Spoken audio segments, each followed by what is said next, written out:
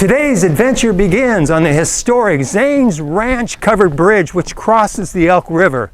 And that's because only several miles upstream from here once existed the bustling lumber town of Falk. The town thrived for more than 50 years beginning in the 1880s. Today, it is a historical site in the Headwaters Forest Reserve.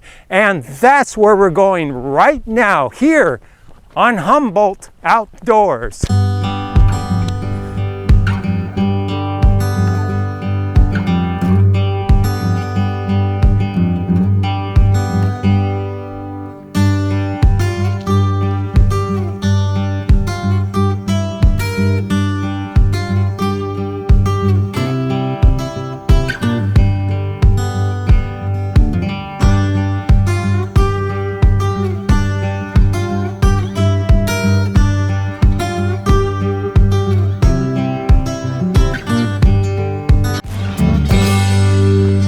So the Elk River Road ends right here in the Headwaters Forest Reserve in this parking lot, which is also the trailhead for the Elk River Trail.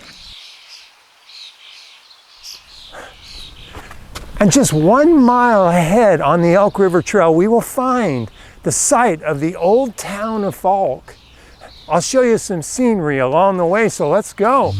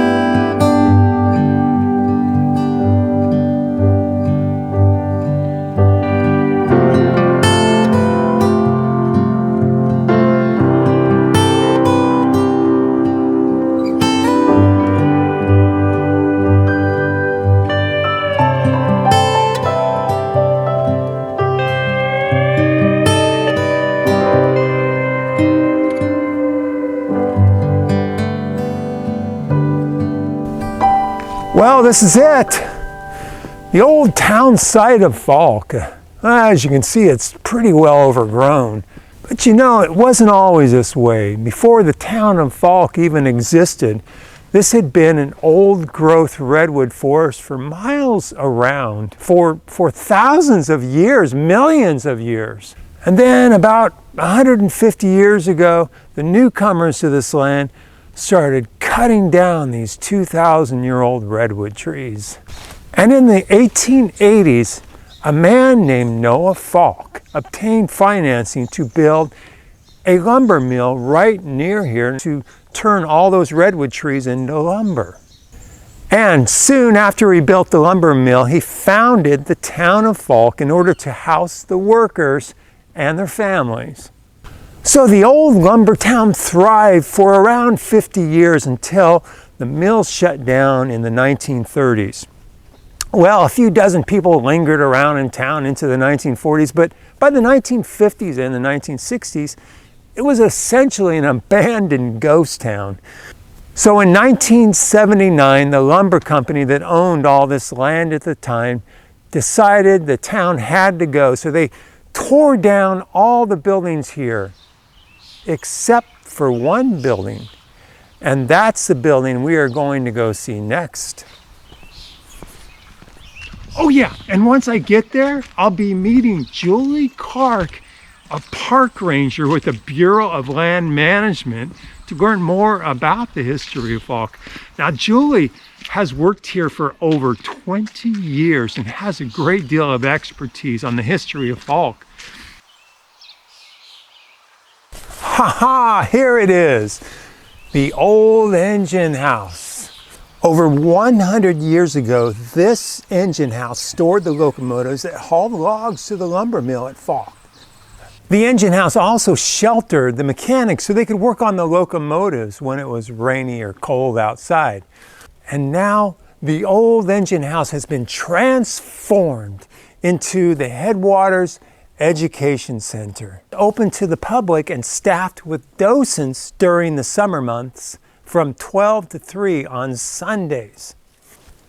And another thing, oh, there's Julie. Oh, hi, Julie.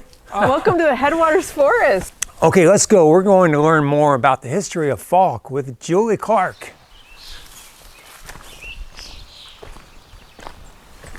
Oh, Julie, thank you so much for meeting me here. Walking along that trail, the scenery was just amazing. Yeah, I hope you had a great time. Oh, that trail is beautiful. So what was Falk like back in its heyday? Basically an isolating existence for those 200 people that lived here. They were extremely self-sufficient, had gardens, and they had cows and vegetable gardens. They had a schoolhouse here, they had a post office, they had a little market, and their only means of entertainment was the dance hall. And what was it like for those who worked in the mill itself? They worked 6 days a week, 10 hours a day, mostly in the summer and fall. It was closed in the wintertime, and they made $2.50 a day. So actually they made really good money back then. What brought an end to the lumber mill in the 1930s?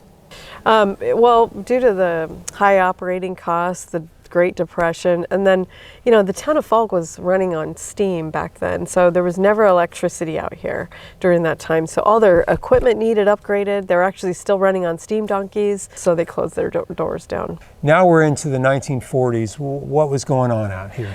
People have told me that it was like time stood still. They were going into these buildings, and the folks that moved out would just, took their clothing and things like that, but a lot of the furniture was still in the buildings. So it was like a time traveling experience for many people in the 1940s. Yeah, it was a ghost town for about 30 years. So in the late 1970s, why did the lumber company that owned this land at the time tear down the town of Falk? A lot of the buildings were rotting and were unstable, and so folks that were trying to come in and look around and see this time traveling experience were in danger of a collapsing building, and the lumber company just didn't want the liability. How did the Bureau of Land Management come to be the caretakers of this land? In March 1st, 1999, the BLM acquired it after 2 decades of actually a lot of activism to save the last, largest, privately intact old-growth redwood forest left. Old-growth forest I spoke of is 2,500 acres within the reserve, and the reserve is 7,500 acres. And we manage it actually for the 3 R's, so that's really easy to remember, for recreation, restoration, and research, particularly of the endangered species, the marbled murrelet, which is a seabird, and also the northern spotted owl, and then our watershed, what Headwaters is named after, the Elk River and Salmon Creek.